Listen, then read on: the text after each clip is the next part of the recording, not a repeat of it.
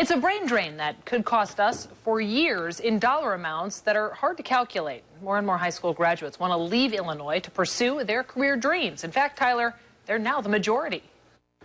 Caitlin, in 2002, only 29% of our high school graduates left Illinois for a four-year institution elsewhere. As of fall 2017, that has changed. 48.4% of our public high school grads choosing to pick up and move out. And when you add private high school grads, the number climbs above 50%. Tonight, we take a look at what that out-migration means on campus. In our special report, Where Have All the Students Gone?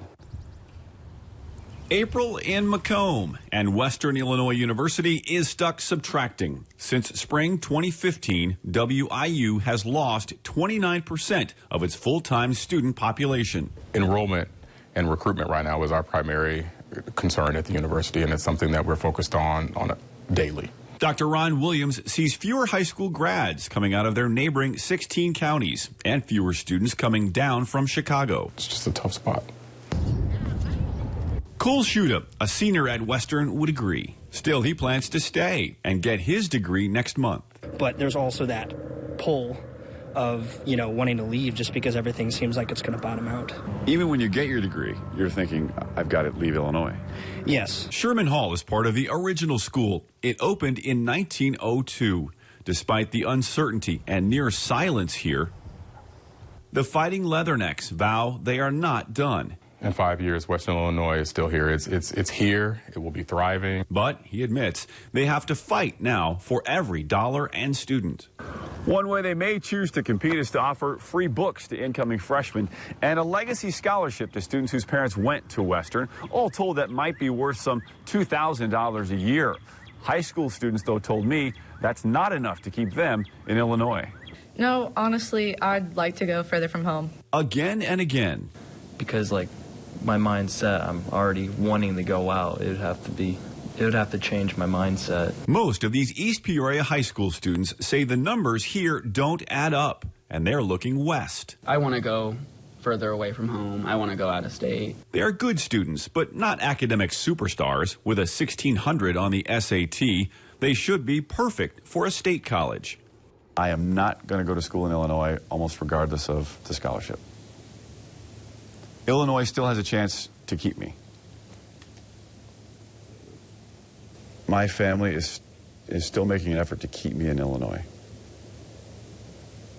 But only Maddie Inman plans to stay, an ISU Redbird and aspiring lawyer. Felt like I would be more successful at college with my family, closer to home. But that's the thing. All three of her fellow students seem headed to Arizona State.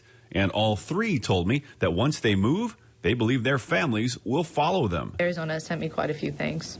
Quite often it's cheaper to go out of state.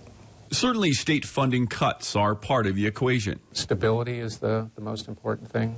We are trying to overcome some significant problems. The Illinois Board of Higher Education finds our public universities now get just 74% of the state funds they were getting in 2002. And since then, Illinois has watched 65% more public high school grads head out of state. Here's where they're going. In the most recent stats from fall 2017, the 10 states that saw the largest growth in new students from Illinois heading to their four-year schools are Ohio, Minnesota.